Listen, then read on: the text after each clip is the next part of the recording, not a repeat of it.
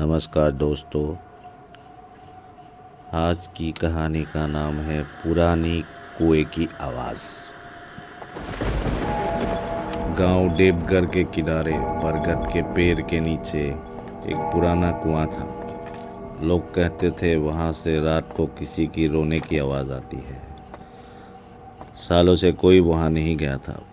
बच्चे भी उस रास्ते से गुजरने से डरते थे। रवि, जो अभी अभी शहर से पढ़ाई करके लौटा था, इन बातों को अंधविश्वास समझता था। उसने अपने दोस्तों से कहा, भूत भूत कुछ नहीं होता है, मैं आज रात उस कुएं तक जाऊंगा। सबने मना किया मगर रवि ने नहीं माना। रात के लगभग 11 बजे वो एक टॉर्च लेकर अकेला ही निकल पड़ा। कुएं का रास्ते में एक बरगद का पेड़ था। बरगद का पेड़ अंधेरे में और भी भयानक लग रहा था। हवा के झोंके में उसकी सूखी डालियों ऐसे हिल रही थी जैसे किसी के हाथ हिल रहे थे। दूर से कुत्तों की भौंकने की आवाज़ भी आ रही थी। रवि के कदम भारी होते जा रहे थे, लेकिन उसने हिम्मत रखी। वो कुएं के पास पहुंचा। जारियां उगी थी और चारों तरफ सन्नाटा था। टॉर्च की रोशनी कुएं के भीतर डाली तो नीचे सिर्फ काला पानी दिखा। उसे कुछ नहीं दिखा, पर अचानक छपाक की आवाज़ आई। किसी ने जैसे पत्थर फेंका है। रवि चौंका। कौन है वहाँ? उसने आवाज़ लगाई। कोई जवाब नहीं।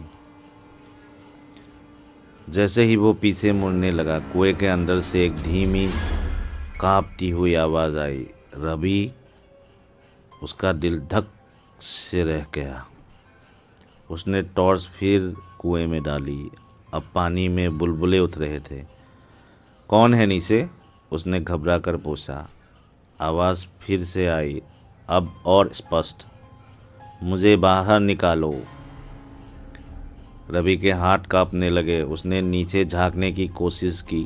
तभी किसी ने उसका नाम फिर पुकारा, रवि, तू वापस आ गया। वो पीछे हट गया। अब उसे लगा कुएं से सफ़ेद साड़ी पहने एक औरत बाहर निकल रही है। चेहरा पानी में भीगा हुआ, बाल बिखरे और आंखें लाल चमकती हुई। रवि भागने लगा, लेकिन उसके पैर जमीन में जैसे धंस गए हो। पीछे से किसी ने उसका कंधा पकड़ लिया। वो औरत उसके ठीक पीछे थी, चेहरा उसके बिल्कुल पास। क्यों लौट आया? तो उसने फुसफुसा कर कहा, मैंने तुझे बुलाया था या तो खुद आया?